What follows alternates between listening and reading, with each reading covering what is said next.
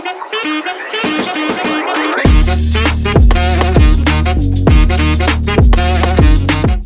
guys, and welcome back to another episode of the Inside Makeup Podcast, where we talk about everything makeup, beauty, wellness, fashion related at this point. I am back with a bang with a very special guest. She is somebody that inspires a lot of people in the industry. She is the queen of dewy skin. Guys, you know already who I'm talking about. It's Tanya Mann. Oh, that's such a sweet introduction. Thank you so much. Thank you. Your skin, because I know obviously like on camera and stuff there's lighting and things like that, but your skin in real life, guys, it looks exactly the same as it does on camera. That's so sweet. Thank you so much. And you know, it's especially nice because I've been through a whole skin journey. Really? Yeah. Well, you know, to be completely honest with you, my whole life I've had decent skin. Okay. I've never had kind of very problematic like acne prone or anything like that. Yeah. But I would say over the last year I had a breakout which just would not shift, and it really affected my confidence. It was kind of all over my chin area, my cheek area, and I tried everything. When I tell you I tried everything and nothing helped, and I've been on a journey since then. I think it's because I don't know if people say this and we just don't listen, but as you get closer to your 40s, your skin does change, whether it's the hormones or what it is. But like I noticed like suddenly overnight, like my skin wasn't as bright. I was just like feeling a bit blah about everything. And then I started doing a lot of different things and things started working. What kind of things did you do? So the first thing is I started using tretinoin. I don't know if you've heard of it. That's quite strong. It's very strong. But you know when you're so desperate, I was like, I'll do anything. But it worked. It worked incredibly well. And it's not just for people who are acne prone. It's for everyone. So, I mean, obviously use it with caution. If you've never used retinol before, it's probably not great to just jump straight into that. I had used Medicate and other products like that, so I was a little bit familiar with that. I started using Obagi. So that How did Obagi work for you? I really liked it. I know people are a little bit hit or miss with it, but I really did like it. I think it helped so much. Okay. Korean skin. Basically, I've tried it all. I've tried it all. So I did Korean skincare too, and things started shifting. So whenever anyone's like, you know, they compliment me on my skin, it really means a lot to me because I know the journey it's taken. And like I said, it's not been a lifelong journey, thankfully, but just over the year, it has really affected me. Even changing up my diet a little bit has really helped. So thank you so much for saying that. Did you do anything like chemical peels, microneedling? No, Really? absolutely. You know what? My skin has become so sensitive and I hate that. So even with tretinoin, I had to use it with caution because it does make your skin peel and you do become a little more sensitive. But things like microneedling and stuff, I don't know. I don't seem to take that very well. To be fair, it's a little bit invasive because I've done it. You have? Yeah. So it does hurt. So if you have sensitive skin, guys, I wouldn't advise it. Yeah, and even things like microdermabrasion, where they I've not done that. It's such a good way to kind of really resurface some of the skin, especially the dead cells. But my skin, I feel like I break out more when I have things like that. I don't know if that's normal. Maybe that's part of the process. But for me, I was like, I don't want anything that's going to aggravate me more. To be fair, you should keep it simple. I always say that, especially like to brides and stuff, that, I mean, they always say to me, got like a 10-step skincare routine. And I'm like, just strip it back. 100%. Because, you know, sometimes I have brides and they'll come to me and they'll say, I've done this chemical peel, like you said, I've done this peel, because they're so desperate for their skin to look perfect for the big day. And by the time they come to me, their skin is so sore, red, peeling. And then on top of that, I'm going to put so many layers of skin prep and then foundation and then all these other products, and your skin doesn't want it. It's like pushing it away, and it's really difficult in those situations. So whenever anyone's like, what shall I do, I'm like, keep it simple. Like, have a good cleanser. Hydrofacials are a really great way to just kind of get the skin a bit more hydrated, or just see a skin specialist, guys. Absolutely. Don't do these things on your own, like 100%. And also, something that's worked for me might not work for you, which is why, you know, when I get people on Instagram especially saying, what do you do? Because I'm going to do it. And of course, I'm happy to share, but I'm always like, take it with a bit of salt, because it's not necessarily going to, we all have different skin types and different sensitivities. That is so true. Right? Yeah. It's really difficult to, I think it's really difficult. Same with makeup, like something that works for me might not work for you, might not work for somebody else. So you have to really think about it, because sometimes people think like, oh, she's cracked the code. Like her skin looks like a certain way, and like maybe I should do the same thing. But you may not have the same results. So definitely what you said, like speak to someone professional. And don't leave it to the last minute as well, especially if you're getting married, guys. Like, it's important to start way in advance, I think. I agree. Skincare's a journey. Oh, it's such a journey. Yeah. And there's a lot of pressure to get it perfect by the big day. We all experience it. We all hear it all the time. You want good makeup, your skin has to be, you know, good. And the pressure we put on ourselves, I see it all the time. And I'm like, you know what? Do what you can do to an extent. And of course, the rest of it, leave it to me. Like makeup will, when it comes to the glow, when it comes to the hydration, leave that to me. But get it to a level where your skin isn't necessarily so dehydrated, you know, drinking your water. Yeah, that's a big thing. Putting a good eye cream on, because, you know, if your skin is prone to creasing, like you need to be able to have some hydration under your eyes. We can't get rid of creasing, guys. Yes. You know what? That's so good to say it again. It's so good you said that, because it's something that happens. Like, if anything, like sometimes makeup can make your lines look worse. Like it's magic. So there's definitely a technique involved to soften the lines. But often, especially with moms, because I'm really into that big transformation. And I think nowadays, like, I'll even get moms come to me and say, so good with mums. Thank you so much. Yeah. Thank you so much. You know, I really appreciate you saying that, because initially when I started, I think because I was so used to these big transformations on my brides, I don't think I fully understood that doesn't necessarily translate with mums. So whilst moms come to me and say, I want a big transformation, I want to look younger, they still very much want to look like themselves. And I think that's something I've learned the hard way. And I'm like, actually, what's going on? Because they look amazing. They look, you know, in my eyes, they look perfect, but maybe it didn't sit well with them. And I realized actually they still want to look very much like themselves. I think less is more with mums, isn't it? Absolutely. But even with the amount of product that you use on their face, I think less is so much more. Less is for sure more. Using kind of more cream products than powders, because generally speaking, the skin is a little bit more drier. Not necessarily going in for a very bright under eye. I feel like it's a massive thing, because just being able to correct correctly is a skill. And once you've done that, everything else looks quite good. The transformation will speak for itself. So yeah, I think with mums, I appreciate that, because it's taken me a while to realize kind of the balance between, yes, make them look younger, give them that good transformation, but also keep them in their comfort zone. And we can always add if they want more blush, they want more lashes, they want more anything, we can add. That's so true, actually. Right? Yeah. I always prefer it when people say at the end to me, can we add a bit more of this? Because one, they're comfortable enough to say that, and two, they're getting into it. Absolutely. Which I love. You know, I think because of the style of my makeup, I tend to attract a lot of brides who've never had their makeup done before. Maybe because I'm not so heavy-handed with the product or whatever it is. So I tend to have a lot of brides who are like, I've never had my makeup done before, or I've never worn foundation before, which is really, in a way, it's great, but also it kind of makes me nervous, because even a little bit can feel like a lot, right? If you've never had your makeup done before, if I put foundation on, you're going to look different. So we have to really scale things back, and then, like you said, just build upon it. And exactly how you said it is exactly how it happens. Girls will say, actually, I'll have a little bit more, because they get a bit confident, they start to trust you a little bit, and they know trust is a big thing. I'm never going to make you walk out looking ridiculous. Like, it's not in my interest for you to look ridiculous. I want you to be a walking advert for my work. I want you to look perfect, right? That's true. But what good makeup is, there is no good makeup. Like, we all have different variations of what we consider is good. So kind of understanding what they want. But often when girls haven't had their makeup done before, they want to be a bit more on the natural side, and we build it up.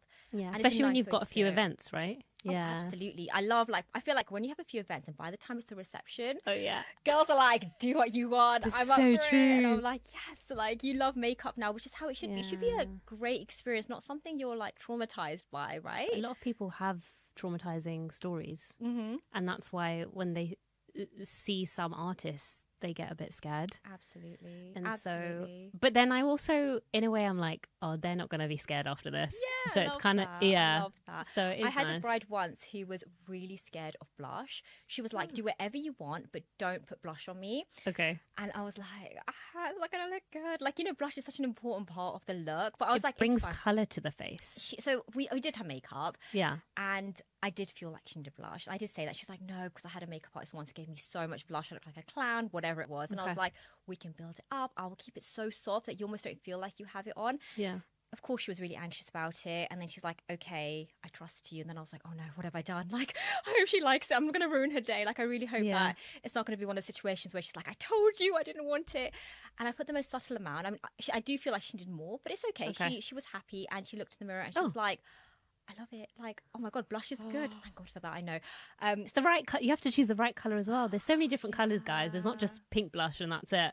Absolutely. And I remember her messaging later saying, I love blush now. And like, I feel like the so trauma, cute. I've overcome the trauma. And I'm like, thank God. But we all have experience. I know I've had experiences where I'm like, oh, you know, I don't feel it was the best that I Really? could have looked. This is before I was a makeup artist. Yeah. And I feel like I looked a little bit powdery and the foundation match wasn't correct. I don't feel like that time in my life I was able to speak up. Like I wish, like now I feel like I'd have been able to say Oh, something you had your makeup done? for myself for an Yeah. event once. Okay. And it's so important to be able to speak. And you can say things in a very respectful way. And if you're a makeup artist, which I'm sure majority are professional, no one's going to take it personally. No. Like we want you to look good. What I think is going to look good on someone, not necessarily is going to, Yeah. they're not necessarily going to feel the best. So I always tell people, even when they like look in the mirror and they're like, I love it. Like there's nothing I would change. I'm always like, okay, but they look at it properly. Like there must be something. Is it a lipstick color? And I go through each bit, like lashes, lipstick, like eye coverage. Like make sure, because there is sometimes I think maybe a pressure to say yes, to say I love it, because they see reaction videos, which is why it makes me really nervous to even hold a camera when people are. I never do that. I find it's a lot of pressure to act overly happy. I've done it once or twice when I'm pretty confident it's going to be a good response. Yeah. But even then, I'll put the camera away and then I'll say, be honest. Like, is there anything? Because the pressure to respond positively is so high sometimes when there's a camera in your face, or when you think, I've developed a friendship with this makeup artist and I don't want to upset her, you know, and I will never be upset. Like you can say, I don't like this, as long as you're being respectful. Don't get me wrong. Like I'm not here to be, I want you to look your best. But if you tell me there's certain things you don't like, I'm happy to do whatever it is you want. And I think if we think of it in a collaborative way, that all of us, the hairstylist, the designer of your lehenga, whoever it is, like we all want you to look good, that we all have this common goal, then we're all on the same team. Do you know what I mean? You have to learn from that person in the chair as well. Arpita said that on the podcast. She goes, I've learned so much from my brides because they know their skin the best. Absolutely. And so they tell me, okay, actually this product works, and I listen. And it's so true. Absolutely. Because there's been some cases where I've been in a room with other makeup artists and they don't listen and they do whatever. And at the end, when that artist has walked out, they've gone to another artist or myself and said, can you fix this? Yeah. And I think that's really sad because, you know, you're getting ready for such a big day. Absolutely. I've been in the same position too. And I find it very uncomfortable, to be honest, because I wouldn't want someone to take over my bride. I think I would take that a little personally, if I'm completely honest, because you're being paid to do something and then I would take it like, have I not done a good enough job? Or do we not have enough communication where you can come to me and say it? It's not a nice position to be in, and I have been in this position, especially when I used to do party makeup, and the bridal makeup artist used to leave, and they would come to me and tell me things. But I do think some of that comes from maybe feeling like they can't tell the makeup artist. In a bride's defense, I think sometimes maybe that communication isn't there. Maybe they're being kind of pressurized to do a certain look that they're not comfortable with. Like, I know what I'm doing, trust me, that whole vibe. Yeah. Which is not always the best route to take. Of course, you should take our advice. Like, we do know best to some extent, but ultimately it's your face. Like, you know what's going to look good and what you're. It's your event. If you don't want, I don't know, smoky eyes, even though the artist might say smoky eyes might look better, you're the one that's going to look back on the pictures. And that's really important. The same with hair as well. Sometimes I've done so many cases where I've blow dried someone's hair and just straightened it for them, and that's all they wanted because that's what they're used to. Yeah. And they don't want, even though that big glamorous hairstyle would look nice on them, I think it's important for them to make that decision. Absolutely. Rather than us. Absolutely agree. Because it can really, like, I mean, mental health is such a big thing as a bride, but also as an artist in this industry and dealing with social media as well. You come from a background of mental health, which you recently left. No, so it's been about, say, 2.5 years now. Yeah. God, it feels like just the other day you mentioned that I'm going full time. Do you remember that? I remember that. Yeah. So nice. Thank you. I mean, it was honestly like it wasn't an easy decision to make because I genuinely loved my job. What did you do exactly? So I worked what we call a community mental health team. Okay. So I was part of a psychiatric team that consisted of psychiatrists, occupational therapists, psychiatric nurses. Yeah. And it's basically the government's initiative to save beds. So if you are well enough to go home, even though you're mentally unwell, you're well enough to go home, we will bring the treatment to your home because we need to free the beds because obviously there's bed shortages and all the rest of it. So lots of people were getting sent home, and we'd go to their homes and give them their therapy, their medication, whatever it is. I loved my job. I honestly loved it. I felt I was very, very good at it. Yeah. And I saw myself going into either clinical psychology or child psychotherapy. So that was my route in life. And this makeup thing just came out from nowhere. And Really? Yeah. How old were you? Gosh, so it's going back now 5 years. So you've only been doing it for 5 years. Yeah. So after COVID. So around the COVID time. Yeah, I think it was around the okay. lockdown time I kind of started, which was crazy. But I thought to myself, actually, I think I'd be quite good at doing makeup. Yeah. I've always loved doing my own makeup. And Yeah. then I thought, how fun would it be to get a little bit of money and get paid, not as a career at all. I Just thought, a side thing. even if it was like one party booking per month, you know, like it wasn't a career Yeah. choice at all. And very quickly, it just kind Wow. of took off. Yeah. And I was like, oh my gosh, like not only am I getting busy, but I'm also getting brides, which was never in my plan. Yeah. So for the first, I don't know, 10, maybe even 15, 20 brides that came to me, I was like, no, sorry, I'm fully booked, even though I had no one, just because I was so anxious. Like, how can I possibly do someone's bridal makeup? I was terrified. It's nerve-wracking. It was, do you remember your first bride? Yeah, I It's do. Were you nervous or were you? Oh, 100%. Yeah. I still get nervous. Do you? That's so Yeah, I still get, because Yeah. it's just, I don't know, I think I get nervous in a good way though. Yeah, Like, that's what I was going to say. I'm excited. Same. So you did party makeup first. I never knew that. Yeah, So how long did you do that for? So I did it for about a year or so, and I also trained in hair. And Did you? Yes, I thought, do both. Like, Yeah, why would yeah, I do yeah. one? I'll do both. Oh, amazing. But at the training, and it's literally nothing to do with the training because she was fabulous, but Yeah. at the training, I knew that I didn't enjoy doing it. Like, you know, Okay. when you kind of know inside yourself, Yes. like, I'm doing this just so that I can say I do both. And so I did a whole summer of doing party hair and makeup. And thankfully, it went well. Like, I didn't have anything that went, I didn't have any bad feedback. But yeah. I do feel like I'd do the makeup and then I'd get to the hair and I'd be like, I don't want to do this. I don't want to do this so long. All the sectioning and I just didn't have a passion for it. And I think with this job, you need to have a passion. Oh, 100%. Because it's not easy. Nope. I think everyone sees the glamorous side of That's it, it. but it's mentally and physically a very consuming job. 100%. More than people realise. The early morning starts, Yep. dealing with different people. Like, it is a lot. And I thought, if I don't love doing hair, it's showing. Yeah. And you're going to be your own biggest critic eventually, right? Yeah. So I felt like I was just looking at it thinking the makeup looks good, but I'm letting myself down because I know another hairstylist could do 10 times better and I'm just not doing it as that. It's just not the standard that I wanted to be at. Yeah. And yes, I could have pursued it and done more training and really, but I just didn't have the passion. So I stopped. And I Yeah. decided to do makeup only. And I was nervous because at that time I didn't know like how the industry worked. Would people still book Yeah. me? And thankfully now there is, it's so normal now, right? To have separate hair, Yeah. separate makeup. In fact, even when somebody does do both, people still book separate. yeah, you're right. They just prefer it now, I think. Yes, I think so too. And I think people are seeing the benefits of having two separate people, whether it's like the skill level, but also just like the time, that you time. save. Like, I like to do the overlap.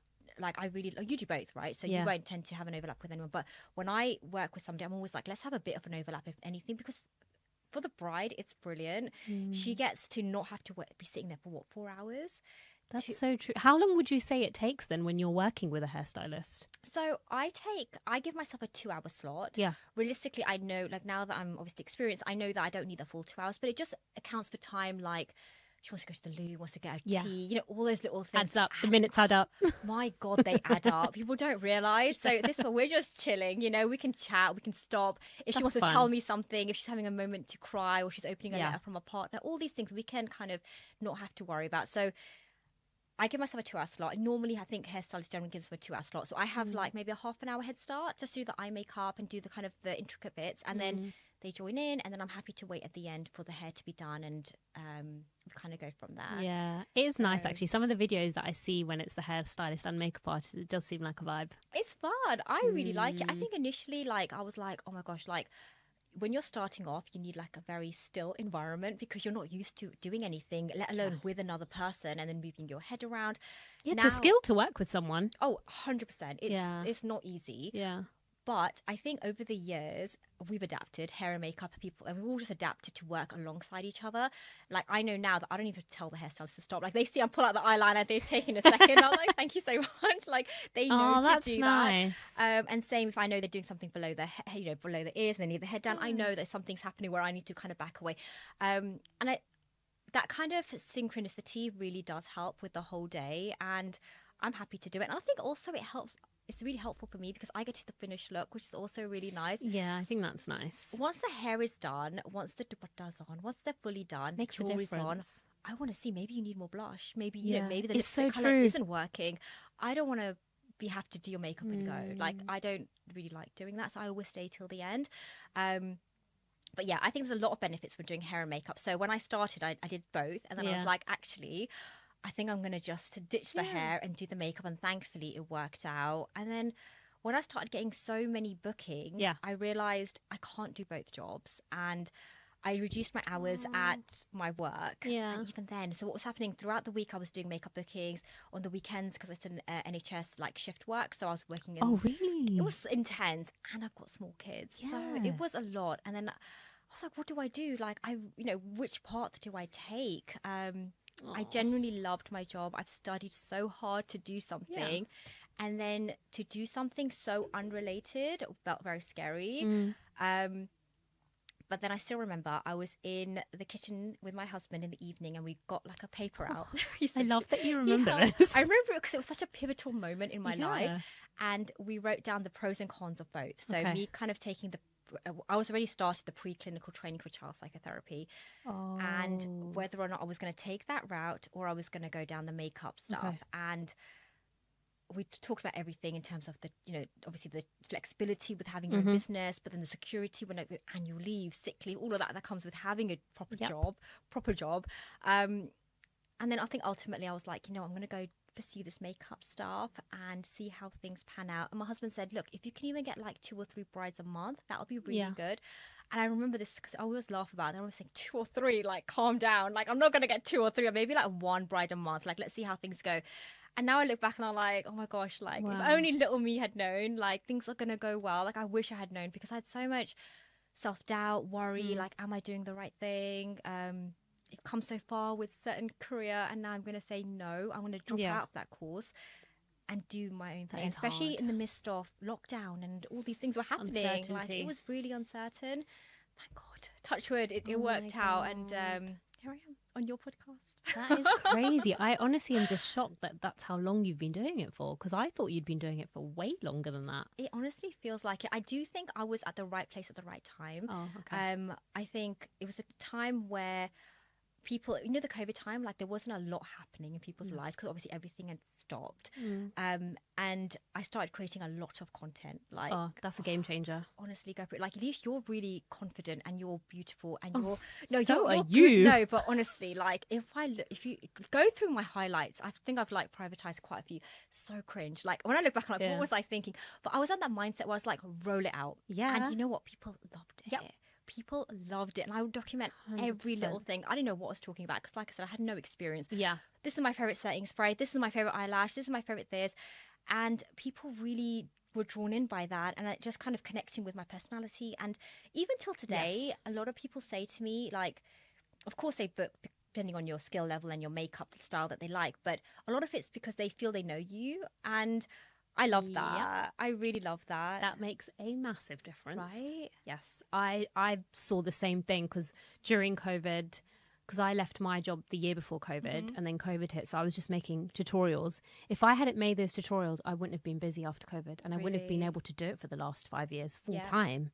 It was those videos that saved me. And yeah, I look back and I'm like, this is cringe, but it's what gave me the work. The boost, absolutely. And it wasn't cringe back then. It's just because things have changed so much now. Maybe that's what it is, because I felt I was really cool back then. Yeah. But yeah, I look back and I'm like, oh my God, Tanya, stop talking. Stop talking. What are you doing? Like I'd be like so like over the top and stuff. But it is one of those things, like even when I do one-to-one lessons with people, I tell so many of my makeup artist friends now, like, please, please, please record videos of yourself, wherever you feel comfortable, because people do love that. People love to kind of get even a little glimpse into your life and your personality. And it takes courage, and it's going to be cringe the first 5-10 times you do it. And then before you know it, it's not. It's really very not. True. It's that initial That's thing, because you have a camera in front of you and you're very conscious of what you're saying and not saying. And you're like there's a lot of editing that goes on to get rid of all those takes. But ultimately, people want to see you be real. And even if you record a video and you're like, guys, I'm so nervous. I've never done this before. Even that, yeah. Yeah, I'm so anxious, like I've never spoken to the camera before, but I really want to show something to you guys. I really want to name the elephant in the room. People are okay with it. If anything, it makes you more Real. relatable, right? And people are drawn into that rather than this very polished version of you that's revised a script or something crazy, right? Oh, so true. So I think that's helped me grow. So yeah, when you say like it feels like a lot longer than 5 years, for me too, like it really feels like a lot longer. But over those 5 years, I see how much I've developed as a makeup artist, not only obviously with skill, but just like confidence and self-belief. So Yeah, to be fair, it the first few bookings as well are so nerve-wracking, but once you get into the swing of it, and then you figure out what products you really like to use and how to use them, because every makeup artist uses things differently. Yeah. That is one thing I've realized, especially with modeling and seeing how people use, for example, Embroilie, such a basic moisturizer, but so many people use it in different ways. Absolutely. And so there's no right or wrong way, I think, with it. You just have to find what you're comfortable with and what works for you. 100%. I think, isn't it? Absolutely. And like, I often get people saying like, oh, but because my signature style is a bit more of the glowy, the dewy side. And so people ask me all the time, like if I do a little question box on my Instagram, 90% of the question will be like, what do you use to get the glow? And I'm like, you know what? I'm not using anything secretive. I don't have a secret stash of products that only I have this, special connection with some brand. I'm using what everyone else uses. But you're right, it is the technique. From technique to technique is what makes us all very different. And nothing is wrong and nothing is right. It's just what works well for you, I suppose, isn't it? What are some of your favorite makeup products that you cannot live without, even like on yourself or bridal? Oh my gosh, there's so many. So I love NARS. Yeah, NARS is such a good brand. Oh, it's the best. I've tried so many different things. Like, I've tried everything. But when it comes to NARS, and I'm talking about the foundations, but also even just the lipsticks, really long lasting. Especially their liquid ones. Absolutely. They're love really them. good. And the shades are really brand girl friendly. I really like I really, really like their stuff.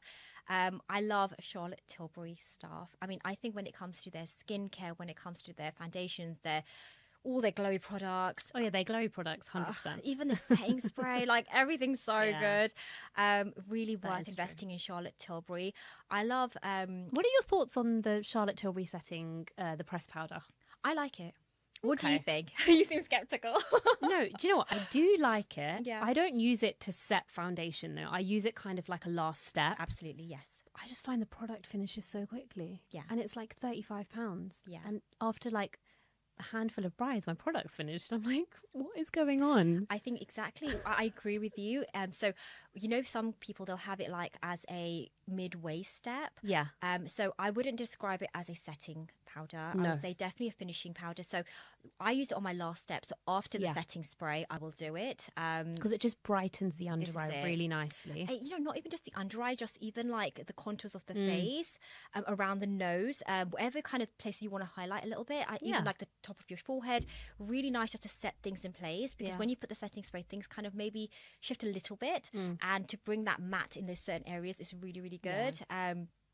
But you're right, it is expensive and it does finish quickly. That I'll agree with you. And it's so hard to get the pro discount when you've not got a certificate or you're self-taught, for example. It's so hard. You have to like... But with the Charlotte Tilbury, I don't think you need a pro certificate. Last time I checked, you needed something. I can't remember what. I just gave up. Okay, well, speak to me next time you do it, because I think it's just the link for your like a website. Like I use my Instagram just to show you're a professional in the industry. Okay. Guys, good tip. Yeah, because unless they've changed it. But because the discount's really significant. I think it's 40%. Yeah, 30-40%. Yeah, so definitely, we'll talk after. Thank you. So helpful. I just wait for the sales. Yeah, no, they do have good sales. Black Friday and things, you can grab a few things. But I use Hourglass a lot though in my kit, and their stuff's always on sale. Okay, what do you use from there? Oh God, literally everything. Oh, really? Their finishing powders are amazing. Their palettes, the blusher palettes, love them. The highlighters, I've got loads of the eyeshadow shimmers. They're amazing. But guys, use them with your hands. Don't use them with the brush because it doesn't work. The lipsticks are great, but they're overpriced. Yeah. The price is pricey brand. Yeah. Right? Yeah. But I like it because obviously it's animal friendly as well. And I use a lot of their stuff actually. I use a lot of Giorgio Armani. Love Giorgio Armani. Love their foundation. Great for mums. Yes. Their foundation's really good for mums, I think. Yeah. And if you mix a bit of Giorgio Armani, luminous silk with NARS. Oh, yeah. Have you ever done that? Yes. It's a really good combo. Oh, my God. Really And good Charlotte combo. Tilbury and NARS. Yes, yes, yes. I'm telling you, Okay, like I that know. mixture is good. People don't do it. I'm like, mix Nope. them up. Yeah, you like 2 pounds, you mix them up. It's a really Yeah. good combo. Yeah. Do you know one foundation I don't use a lot is Estee Lauder Double Wear? Same. But I used to use it all the time. Did you? Okay. Yeah. What made you stop? I found it really heavy.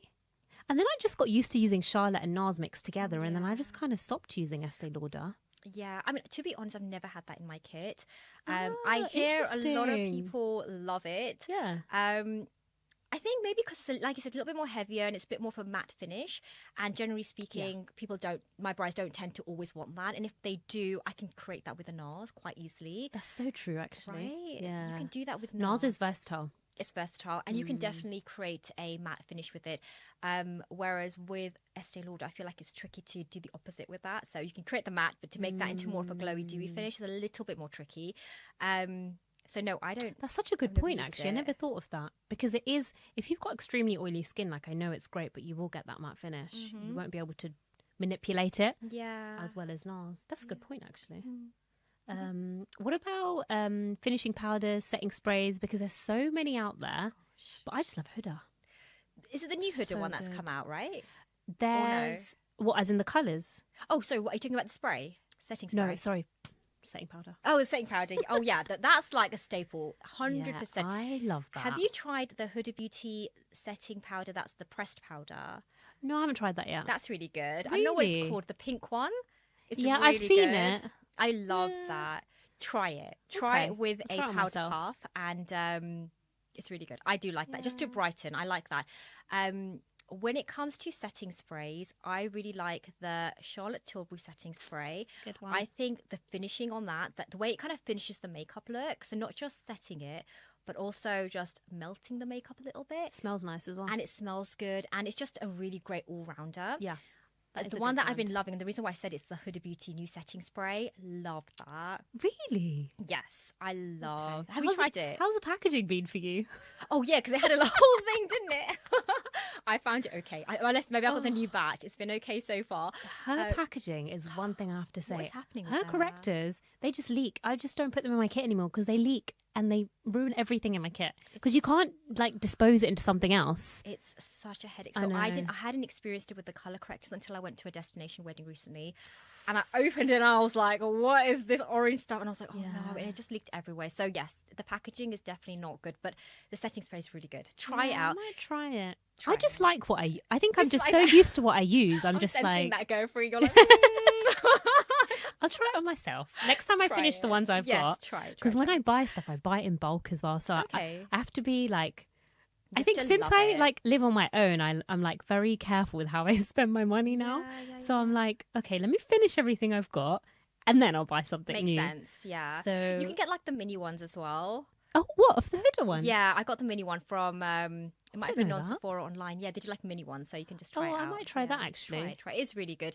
If you like the powder, then you'll like the thing because it kind of I think it's called the Easy Bake setting powder, setting spray. I Easy. think. Yeah. Something along yeah. those lines. 'Cause It's supposed to something like mimic that. the powder, and them together really mix well. So Have you tried the Hourglass Dewy Mist? no, Oh, I haven't tried that one. Is that good?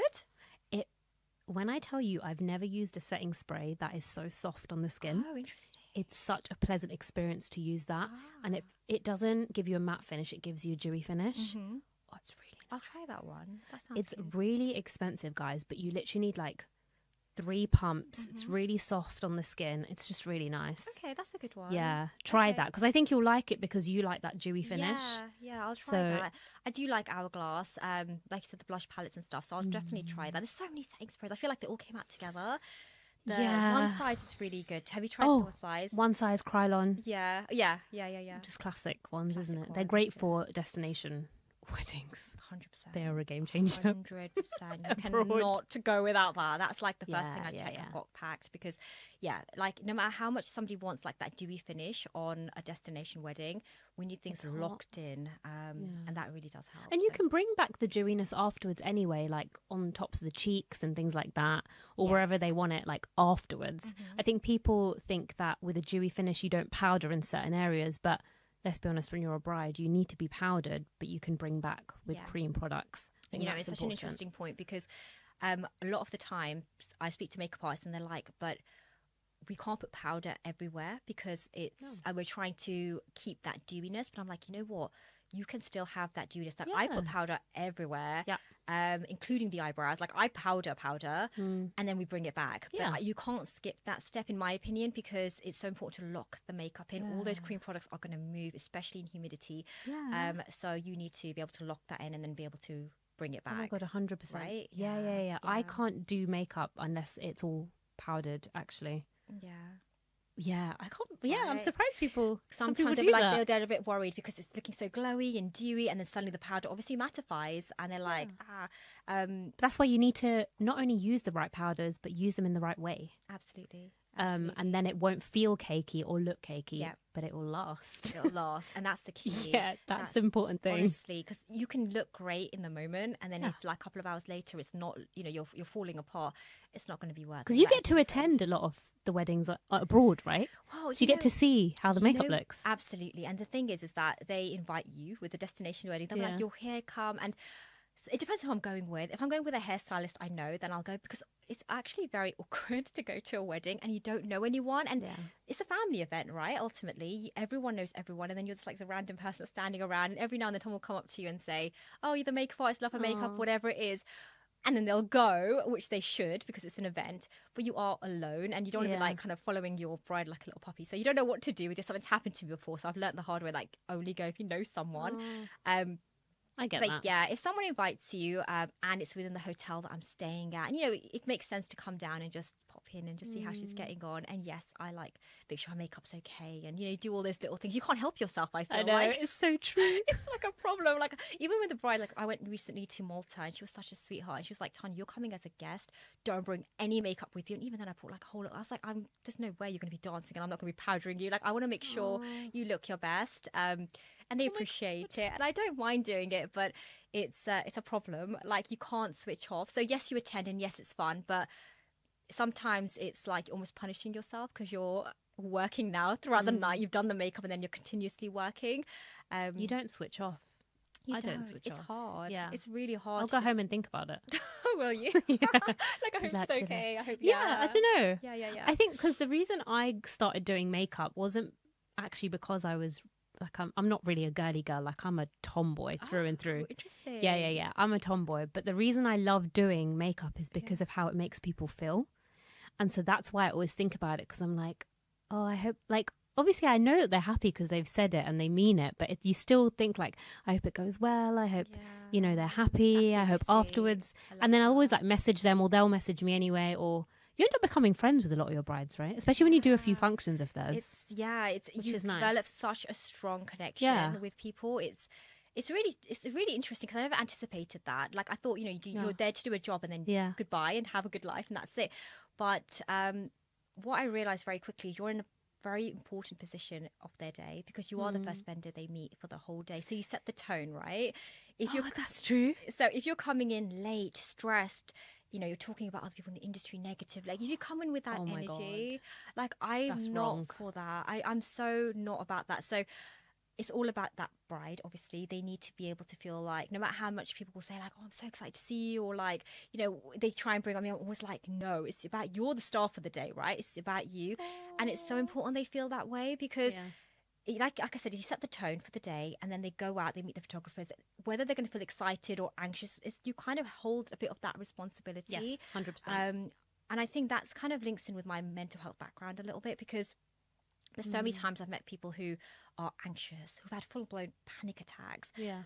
Getting married is great and it's exciting and it's positive, but it can also be very like you can get triggered by a lot of things on your wedding day, right? Because you remember people who passed, you might have had an argument with somebody, or you know things have happened, or just the build-up of the stress leading up to the wedding, the emotional turmoil it takes on a woman that you're going to be saying goodbye to your family very soon. So many dynamics and situations and thoughts are going through your head that morning. And it plays out in different ways. And so sometimes I see girls who are shaking and they're like, you know, and they're like, it's not about the makeup, I swear. And I'm like, I'm not taking it. Like, it's so much going on. The fact that I have this mental health training, sometimes I think it had to happen this way. Like, maybe this was a blessing from God. Like, I had to do the training and do all of that. And then it's helped me so much because I can help people in a real therapeutic way rather than it's going to be fine, calm down, take a minute. I can really like do breathing exercises with people. I can talk, they can trust me to talk about things in their life and know that, you know, I can respond in an empathic way because I've trained to do that. So I think that's really helped as well, develop that. That just gave me goosebumps. Oh. Yeah, because you're so right, though. There are so many people, girls out there, who go through all of that on their wedding day. Some of them hide it really well, but some of them can't, and they just don't know what to do. Absolutely. And there's a family friend of mine was having her makeup done once, and she was having a hairstylist separate, makeup artist separate, and she looked absolutely amazing. And she said the artist was absolutely amazing, but she wouldn't recommend her again because she must have had a bad morning. And she brought that onto the booking and she stressed her out. And then she just rushed off. She was really, really stressed. And I think it's really important as makeup artists. I know it's sad, but you kind of have to just leave it at the door. Absolutely. And turn a switch and go in with a really positive mindset because you really affect that bride. And that is part and parcel of this job, I think. Yeah, I agree. And I think it's not easy and it's so difficult. I've been in situations where something personal has happened in my life and I've had to go into bridal bookings and be happy and bubbly and excited. And I don't feel like that at all inside. But I've had to put that on because for me, whatever's going on in my life, this is a massive part of their life. This is something they're going to remember forever. And especially because I'll go on to have another, God knows how many makeup experiences throughout the year. This is going to be something they hold forever, that my makeup artist made me feel this way, or I started off my day in this certain way. So you do hold a lot of I wouldn't say burden, but it's a lot of responsibility as a makeup artist. And you're right, you do need to leave it at the door. I remember when I used to do party makeup and we were having a great time and things were great. And the bridal makeup artist, for example, would come in and the vibe would change a little bit, maybe because she was in a rush or whatever the situation was going on with her. She may also have had personal things going on. But it's just a shame because when she leaves, like, the bride might feel afraid to have asked for a lipstick change or something because she knows that the makeup artist needs to go and, you know, we're all in a rush and it's just not a nice way to be. Booking a bridal makeup artist isn't just about the makeup application, it's about the experience. I always say that. I agree. And I think not having... You don't do like back to back to back. See, you like to spend your time personally with the bride, and I think that's so important, and that's what they value sometimes the most as well. I really appreciate you saying that because it's tempting to take back to back. I'll be realistic. Like it's tempting when you think, okay, I can make this much money in a day, or I can make this much money in a day. But I only take one bride a day. I've always been very, very strict about that. Very rarely have I taken, if someone's very desperate or lost, you know, someone's cancelled or something, then I might, if it's somewhere local close to me, I might take two. But very rarely, I could count it on one hand how many times I've done that. It's always one bride a day, and the reason is exactly that. If the time changes, if anyone's running late, like so many things happen in a day. You don't want to be rushed. Even when the photographer comes, I'm like looking on the camera just to make sure their makeup looks good on camera, because it might look good on my phone and in person, but their camera obviously is a professional camera and picks up things that I might not see. I want to be there for that whole process, and until they're ready, I'll be like, all right, are you okay? Can I go? And you know what? Honestly, Gurpreet, people appreciate it so much. 100%. Like they appreciate it so much. And then you think it's worth it. And of course I'm exhausted. Of course I want to go home. Like I want to go. I want to do your makeup and go. That's the reality. I know how much of a bond we have. Like I want to get home to my kids and to my bed or whatever it is. But ultimately it is your big day. It's your wedding day, and you are going to remember this forever. And I do not want you to think she was in a rush to leave, or because that's what they'll remember. Of course, even if you've done great makeup, that's what they're going to walk out and remember. Absolutely. So I think it makes such a difference. No, I agree. And also you have to just think, what would I want if I was a bride? Like you have to put yourself in that position, right? I would want someone that's really relatable, that makes me feel comfortable, safe. We can have a funny chat, but we can also talk about something that maybe is stressful, that I want to just get off my chest before I start my day. Like this, you don't believe how I musty said about this. Get it off your chest in a funny, healthy way, and then we move on. But to get to that stage, because ultimately I'm a stranger coming into your home, to get to that stage, you need to be a people's people. Like you need to be able to, you need to be a girl's girl. You need to be able to talk to people in a really kind of, I'm not better than you, you know, like I'm not here as a celebrity. I'm not here as a bougie makeup artist who like I've arrived. Like that's not the vibe I want to give. So if anyone ever, and I'm sure my brides will vouch for this, if anyone ever comes to me and says like, oh my God, like it gives me any of that vibe, I'm the first to shut that down. Like, no. It's not about me. Like you are we're all human, but it's so important to remember you are the main attraction of the day. Like, forget the husband, forget everyone else. Like, it's all about you today and making you feel good. And building a brand based on that has been really great. I think. Oh, okay. Yeah, I think being very like bride focused. That ultimately, there's a lot of good makeup artists, a lot of great makeup artists. What's going to differentiate you from another person is your personality and what you bring to the table in that sense, in my opinion. Because I can name 10, 20 great makeup artists, but you're gonna vibe with different people differently, and you pick up on that, right? From what you see online, what you hear from other people. So that's kind of always been my USP. Like, if you are somebody that is like down to earth and you just want to like have a nice, relaxed, calming day, then I'm your girl. Like, I will bring that with you. I'm not going to be talking about other people in the industry. I'm not going to be talking about other brides. So many people do that. Oh my God, Capri. I've been in so many rooms with people that do that. Well, how do you respond to that? I don't. Do you just like stay quiet? Yeah. I just stay quiet and I literally don't say anything. Love that. Because I think it's very easy to jump in and be like, oh yeah. Absolutely. Just listen and that's it, and just walk out and don't repeat it. Yeah, you're right. And like, so I'm going to bring back psychology, but in psychology we call that group mentality. So we all want to be liked, right? We all want to feel like everyone approves of us. Yeah. So when we are in a group, whether it's with a booking or even just amongst like a group of friends or girls, and someone says something about someone else, it's very easy to say, oh, really? Or even like, whether or not you're agreeing or not, even just to jump on that bandwagon, like, oh my God, I didn't know this about. And the reason why we do that is because we want to feel part of that group, right? Like, for me to say, actually, I don't feel comfortable talking about this, or I don't agree with you, or whatever it is, I'm removing myself from the group, and that can be very anxiety provoking, because like I said, ultimately we all want to be liked, we want to feel like we're part of something, but you're right, staying silent is so important, because I just think that if I haven't experienced something with somebody directly, I'm not commenting, but even if I have, this is not about me talking about someone else. Like, what's that going to bring? Like, just a negative vibe, right? And then ultimately people are going to say, even Tanya agreed with me. Tanya said this, and that's your my name's brand, gonna that's get my thrown name, around. and I might not have said something. Yeah. So exactly what you've said is right. Like, stay quiet. Or I normally just change the topic and say, look, I'm so sorry you've had that experience, but today let's try and build up from that. Yeah, focus on the positive, because it happens a lot. Yeah. So much where people just want to throw people under the bus. They're doing it on social media though as well. Like, they're putting stories up and naming and shaming people as well. I've seen that a lot too. Do you mean other makeup artists doing it for other makeup artists? Oh, maybe I missed that. Yeah, I've seen, obviously you get the brides who say it about makeup artists as well. Yeah. And I think there's always two sides to every story. And that's kind of the reason why I wanted to start this kind of podcast as well, to kind of show our side of the story. Because it's very easy to slate the makeup artist and the hairstylist, I think. Yeah. But we never get a chance to and if we do talk about our side of the story, then we're called a bitch, basically. Yeah. So it's a very toxic industry to be in, especially with social media now as well. Yeah.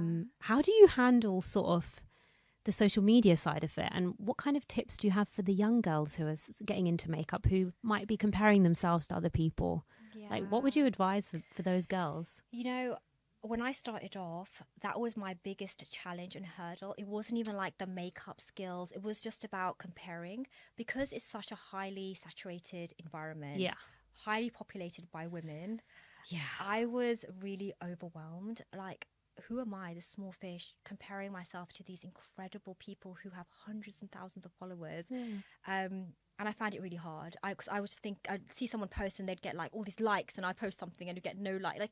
So I think comparing yourself is a very human reaction to be in this environment. So I wouldn't say like don't compare, because I think it's normal to do that. But if you can rethink the way you compare, rather than thinking, why she got this and I don't, think about how you could potentially get something similar. So what I found is, like, creating a signature look, like figuring out what is it you're good at. And it's not like, oh, she does glowing makeup, so I want to do glow. Oh, she's really good at matte or bold lips or whatever.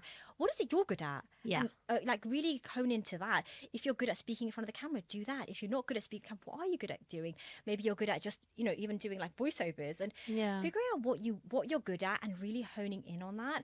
In terms of like general advice for social media, of course, try not to compare yourself, but like I said, it's difficult. Take breaks. So important. Like we can get so consumed with opening the app. I'm guilty of that. I'm sure everyone is, because it's our business. Don't rush. There is no switching off, right? So you're constantly on social media, scrolling through. Doom scrolling. It's the worst. It's honestly so painful. I'm so glad that you're being open about this, though, and admitting that you also do that. Absolutely. Because I think some people put people up here, and they think, but they're not doing it, so why are we doing it? But guys, no, everybody does it. Absolutely. We all do it. And like so last year I had a masterclass, and it went really well. But leading up to it, I was dying of anxiety. I couldn't, like, the imposter syndrome, like all these people are coming to see me. Like, oh my God. I'm like, what if I'm not able to deliver? What if I'm not able to get my words out? And it's only my closest people that would really be able to vouch for this is how I was feeling. But of course, on social media, I was like, hi guys, I can't wait. The countdown, I'm so excited. And no one would ever think this girl is actually secretly dying inside with anxiety, because she's never done anything like this before. I was terrified. And I like talking about this because, like you said, we all feel it, no matter what level in your business you are. Yeah. We're all just girls trying to make it. We're all just trying to do something, right? And pushing ourselves that little bit further. I see incredible makeup artists like Tanji, and she's launched products. And I'm like, I want to do that one day. Like, she's killing it. Like, and I'm sure if we ever spoke to her, she'd probably say she had self-doubt. Like, I don't know, maybe she didn't. But like, so many people who are doing incredible things often aren't coming from a place of, I'm going to smash this. Like, I've got this in the bag, A lot of people do have that self-doubt. So if you have that, it's normal. Own it. It's okay. And it does get better over time. Like I said, take social media breaks. There's times where I won't be on my Instagram for like a week. If I'm on holiday, I won't post hardly at all. I think that's really important. One thing I would say to the younger girls that I see a lot of, because obviously creating content is a massive part of our business now, and things have shifted a lot, especially since when I started. So people want to do those viral TikToks and this and that. I've been in lots of situations where brides have said to me they've had pre-wedding events with other makeup artists, and their main focus has been creating a reel or this and that. I've heard I'm this. not about that life. I don't like it at Sometimes all. it's nice to just do the job without creating content. Not every bride is up for it. That's what I will say. Read the room. And sometimes people are up for it and then they do it and then they're not up for it. You need to be able to kind of get a sense of it. I had a bride once who had a pre-wedding event, and then she came to me for a wedding and was crying, and she was like, it was really sad. Like, I mean, proper tears, crying, just saying, for my pre-wedding event, this person made me do a certain reel numerous times because she wasn't able to lip sync whatever the words were. And she said, to the extent where she was saying, I want to stop, I need to go. And she was like, no, we need to finish the reel. And then she goes, can I just change my lipstick color? And she's like, but we haven't finished the reel. And she goes, we just got to a extent. And she was crying when she was telling me this, and it broke my heart. Oh my God. And she was like, can we not create any content today because I'm just done? And I was like, like, of course, like, that's actually, but it happens a lot. It's not one time. I haven't had people cry about it so often, but people have said to me, like, I felt exhausted because they've taken it out of me. So my advice would be that, of course, things have changed and we all want that viral moment. I do too. Like, I want that photo sometimes more than I want the payment, because that photo is going to help my business grow. But how you make someone feel is incredibly important. It's the most important. Right. And you have to really think about it, and not having any social awareness of how you're making someone feel might be something that some people need to kind of work on. And that's okay, because we all have things that we need to work on. But I think just don't be so focused on content where you don't really care so much about how you left someone feeling, would be my next piece of advice. I couldn't agree more. Literally everything you've just said I think is so important. Sometimes you're good at the makeup, you're good at the hair, but you also need to be good at kind of dealing with people, making them feel comfortable, and like you said, reading the room. That's so important. Have you had any sort of like bad experiences, or like any experiences that you've learned from within the industry? So I mean, I've been lucky where I haven't had anyone be like, I hate the makeup, or been extremely rude to me. And I hear horror stories from other people. I don't think I've ever had any of that that I can think of, but I have had experience. So when I first started off, I had a now I'm getting flashbacks of so many things. Maybe I have had a few things. Maybe actually. I have had a few things. No, so I had this one bride who it was her bridal trial, and I had never done a bridal trial before. And I went over, and she was very specific. This was actually one of my first ever bridal trials. So I went to her house. I didn't have a space of my own, so I went to her house, and she had a mirror in her hand, and every time I would do anything on her face, she would hold it up to see. Yeah. So a bridal trial, let's say, would take maybe an hour, 2 hours, took about 3 or 4 hours, because every little thing she would stop, analyze, what product is this? Can you use my thing? And at the end, it was very poker face, like, okay, thanks. And I was like, she's probably not going to book me. It's okay. At that stage, I don't think I even wanted her to book me because it was so stressful and long. Yeah. The next day, she called me and said, I loved my makeup and I want to book you. I think some people need other people to say they like it. Oh, do you know what I mean? Oh my God, 100%.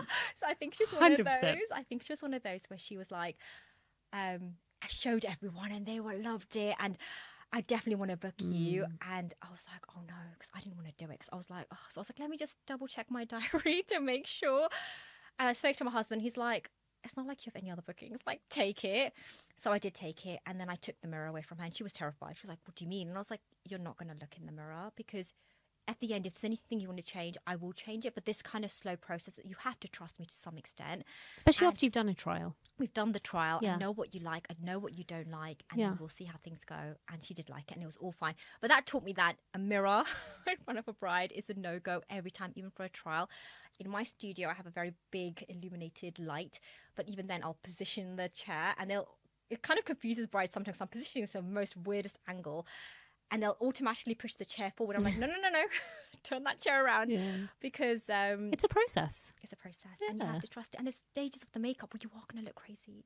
You're not going to look right. You're going to think, oh, but I wanted glowy, or this color corrector. Especially when you get the powder out, that's when they panic a little bit. They panic, or like the color match isn't quite right yet, or we haven't added the contour, so you're looking a little maybe too dynamic. There are going to be stages where you are going to feel like, oh no, what have I done? And I'd rather you not have that panic. And in the end, you tell me what you want to change. But up until then, just let me do my thing. So that's something I've definitely learned along the way, is the importance of telling people and speaking up and saying, actually, trust me. Yeah.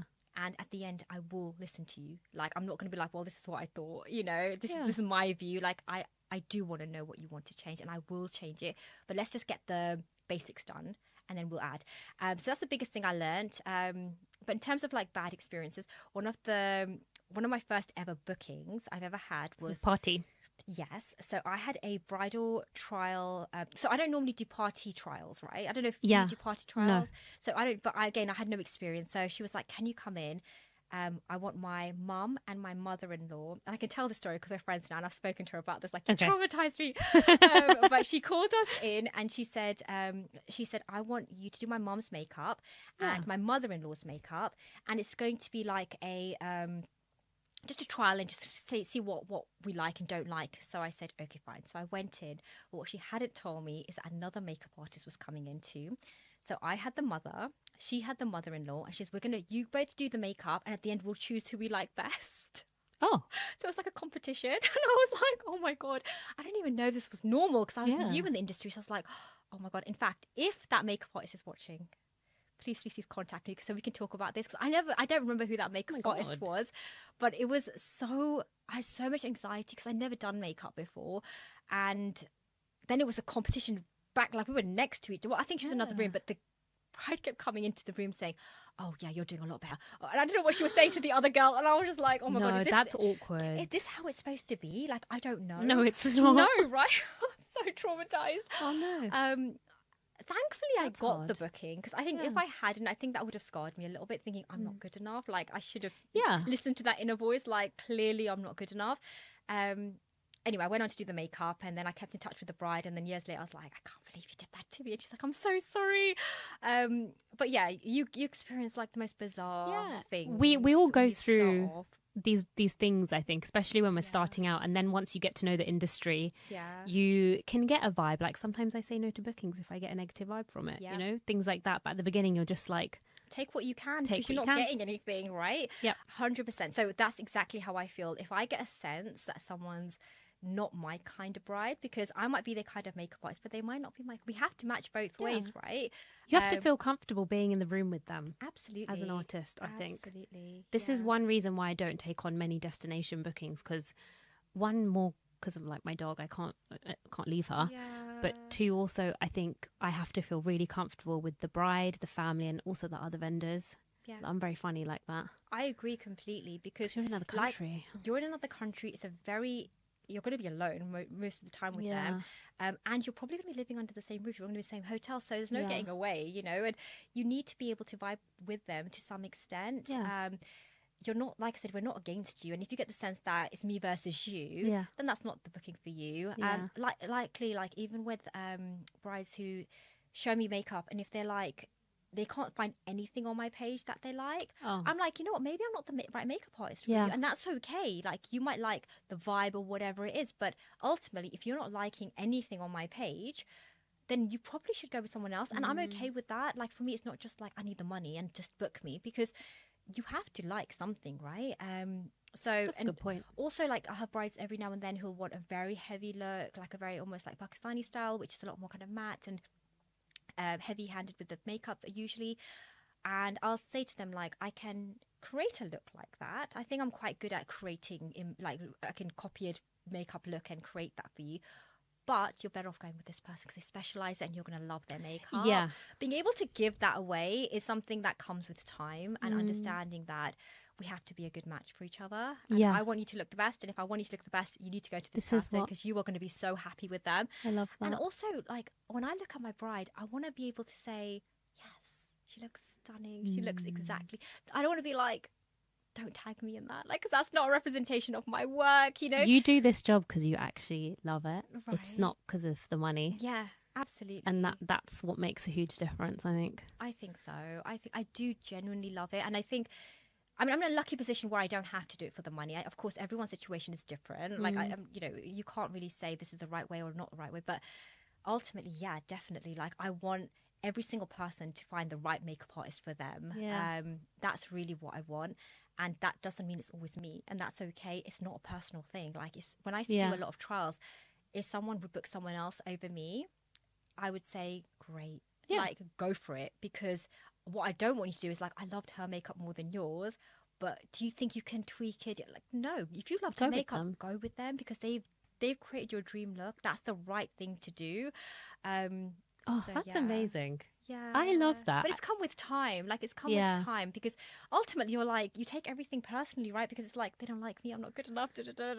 Yeah. It comes with time and experience to understand, actually, it's okay to let a few go. And yeah. Yeah, that's true, actually. It's easy to dip in and out of that, am I good enough?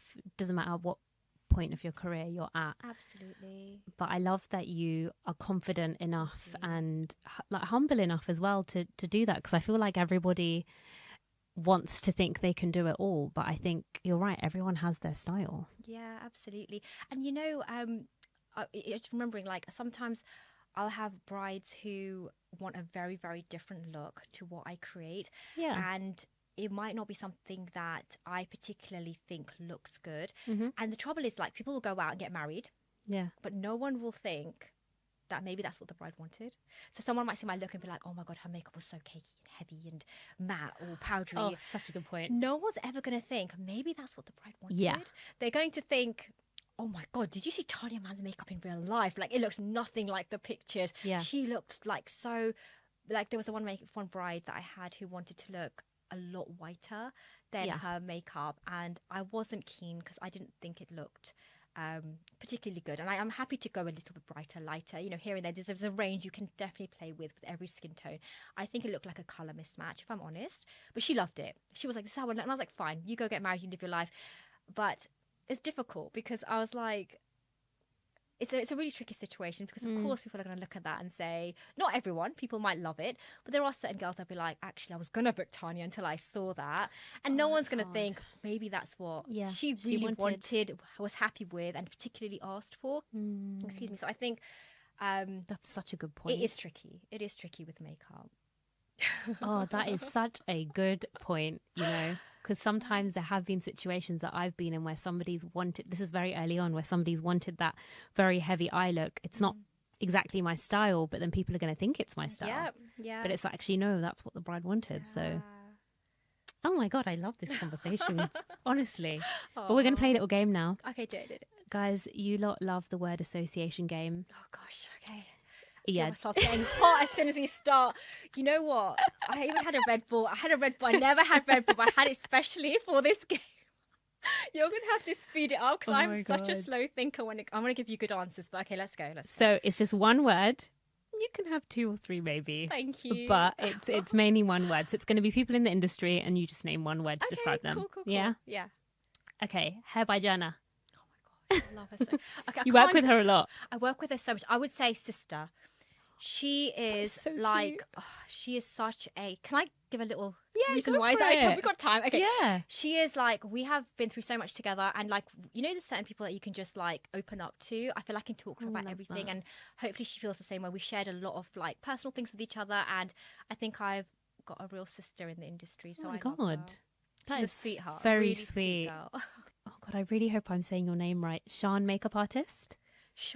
I've never met her. It's really difficult because like you don't get to meet a lot of makeup artists, of course, right? So I meet mostly hairstylists, but I would say incredibly talented. Yeah. 100%. I love her work. Yeah. From what I see, she is very talented. Yeah. Yeah, I love her. Jatinder Garwal. He comes across, again, I think I met him once maybe. Yeah. I would say I'll give him funny. I think he comes across like a funny, I cool think so guy. Too. Yeah. How about Priya? Priya is, oh my gosh, she's hilarious. Yeah, she is dry humor. Dry humor. This girl, honestly, she nails it, and it's taken me time to kind of get it because I'm not really like that. But oh my God, when you get it, you're gonna love it. She's really nice, and she's so like, she's just a cool girl. Like, yeah, you know, yeah. And she is so pretty. Yeah, I know. I don't think I say this to her enough. Like you know, when you think something positive about someone, you don't say like. I don't say it to her enough. She's so pretty, like naturally pretty. Yep. When I see her in the morning, I'm like, oh, not you again. Like, and her hair. Ugh, like it's amazing. Sickening how naturally pretty she is. Yeah, gorgeous girl. She is, she is stunning. So pretty. And last person, hair by Sanj. Sanj, oh my gosh. Very, very kind. You've met her? I've worked with her a few times. Kind, humble. She's a really good person. She's a really good... And you know what, to be honest with you, I think like this industry gets a lot of slack and you hear people saying like it's toxic. Like, honestly, my experience has been really positive. Oh, that's amazing. I think people are really nice. If I post something, 90% of the people that are posting are people in the industry saying, commenting, I mean, like saying nice things. My DMs are full of people in the industry saying like, you're just going to smash it with this, whatever, you know, endeavor I'm doing. I think people are really nice. Of course, like with any industry, you're going to meet people that you vibe with more than others. And that's okay. Yeah. But I think generally speaking, everyone is so loving and kind. We're all in the same boat. And I think once you realize that, there is no real competition. And also there's so much work. Like, yeah, that's so true. So much work. And it's just enjoy the journey. People are rushing to be the best person or the best hairstyle, best make. But guys, like, it's so fun. Like the journey, the hustle. So fun. Yeah, so fun. like your time will come when your time's going to come. Absolutely. I believe in that. And we can all relate. No one can relate to us like another makeup artist can. Right? When you're talking about the early morning starts or a difficult client or whatever it is, like, we get it, right? No one else is going to get it. We get it. So I am all about that sisterhood. And I love that. I love that. And also, you know what? I just want to say, I don't know if are we rounding it up? Yeah. I just want to say, like, I'm so proud of you. Like, you're doing so well. You can edit this out. Like, you don't have to keep this in, but I feel like if I don't say it, it's going to be thinking about it all day. Wow. You honestly, like, you found a gap in the market. Like, to bring a community together like this, the way you have, is really impressive. Oh my God. like we don't have anything like this, and you've given us like a platform to really show our personalities in a really casual, chit-chatty way. Yeah. You obviously are so pretty, and you Oh my host and God. you do modeling and you do all these certain things, but this particularly is Yeah. such a incredible thing you've done for our industry. So from me and from everyone else Oh who's my watching, God. thank you so Thank much you for so- doing this. I'm literally like speechless. Oh no, of course. Oh wow, thank you. No one's ever said that to me before, Oh, so bless. I really Well, appreciate this. But you need to know. I'm really happy you came on because you are somebody who I really look up to, and I think you've done extremely well in the last, now I know, 5 years. And I just love how honest you've been, because it's so easy to come on here and be like, I've never felt anxious, I've never felt like this, I've never compared myself. But you have, and I think it's so relatable. And I'm just so happy you came on, honestly. Oh my gosh, because thank we've been you. talking about this for a while. We have been, and you know what? It's my fault. It's been so No, hard and to mine. Get the dates in. I've been so busy, It's wedding season. but I've been so excited. I Oh, I'm can't glad. lie. I have been so excited to come on here. So thank you Yeah. so much for having me. No, honestly, thank you, seriously. But I'm sure everybody knows your handles already, but go for it. What are your TikTok and Instagram handles? I am tanyamann.mua on everything. So, Oh, perfect. yeah. Do you have a website? No, I don't. No. I just I think it's tanyamann.com, but it's on my Instagram. So Yeah. No one really uses websites anymore, to be fair. you know, when I started off, I did create a little website, but yeah, no one uses it. Like it's all Just through Instagram. Yeah. And then TikTok. And then TikTok. I need to get Yeah. better at TikTok. I have no videos on my TikTok. Really? Yeah, I've got a bit of a following, but I have never posted, only because I don't know what to do. Like, I'm not, you know, these viral Yeah. sounds and stuff. I tried to do that whole, there's so many things that I've recorded are in my drafts, and I'm Yeah. like, oh, do I post this? It's so embarrassing. TikTok's a hard one. It's a hard one. I think you should post more of your personal side on Do there. you reckon? You know how like Manny does the cooking stuff? Yes. Like yes. that's obviously not, he does makeup stuff as well, but I think Yeah. your personal stuff would do really well on there. So do you reckon like maybe like bringing like the kids, my like home life? Do you mean that kind of? If you're personal comfortable sense? doing that. Yeah. Yeah. That It'll kind be of nice stuff. for people to get to know you even more than they Yeah. do. Okay. Cool. But guys, that is the end of this episode. I say this about everyone, but I thought definitely part 2 one day. Oh, I I'd think love that. 100%. There's so much more we could talk about, I think. But yes, that is the end of this episode. And yeah, I will see you guys in the next episode of the Inside Makeup Podcast. Bye, guys. Bye.